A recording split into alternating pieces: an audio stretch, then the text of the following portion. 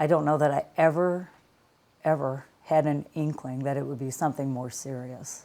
Kyle Miller started playing sports not long after he learned how to walk, and he excelled. Back when he was 7, 8 years old, he and my son were on the same Little League teams, and obviously was a very good ball player. That continued through junior high and into high school. A very bright young man, and was able to pick up things very quickly, and again just showed outstanding leadership skills in the quarterback position. Kyle was a standout during his freshman year on the gridiron, the hardwood, the diamond, and the classroom.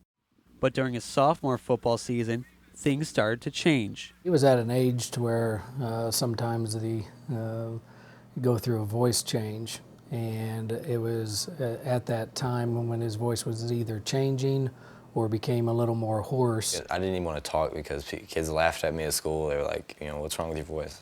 I didn't know. Everyone around Kyle thought the change in his voice was from calling audibles during the game. But when his voice wasn't improving, it became clear that it was something more. Our ear, nose, and throat doctor did find that there was a cyst over his vocal cords. And Kyle had to undergo surgery to remove the cyst. Kyle's mom instantly noticed a difference. When he started to talk, his voice was so much better.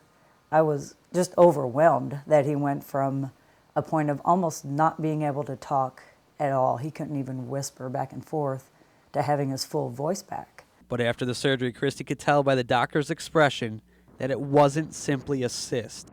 A mother's intuition was right. 1 week later, Christy got a call.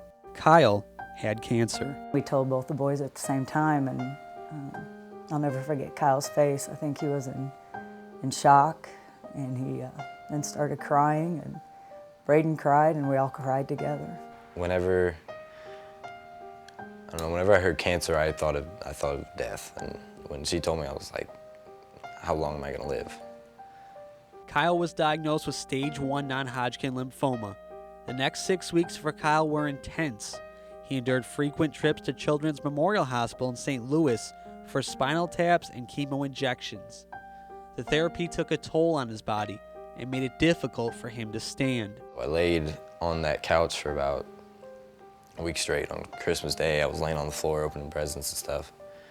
That was the worst part.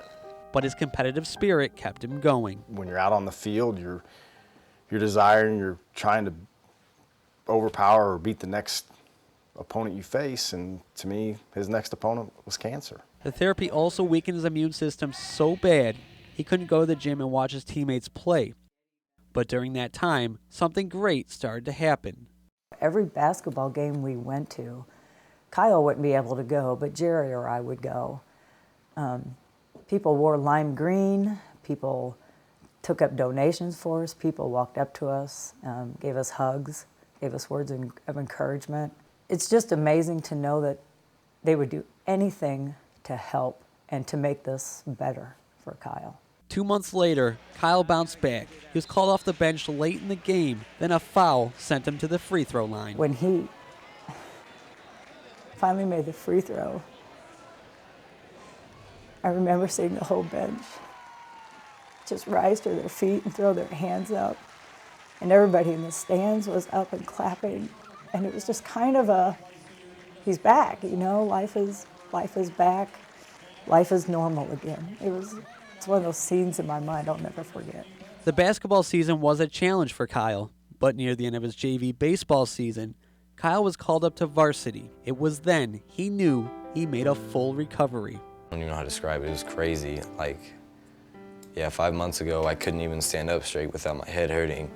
But now I'm able to go side to side and throw a baseball pretty across the diamond. And Kyle's success continues. During football camp, he won a starting spot as a varsity cornerback and backup quarterback. And all tests and screenings since the treatment are clear. The Millers say they cherish each and every moment. In that 1 second, everything changed. And so we know in 1 second, everything can change again.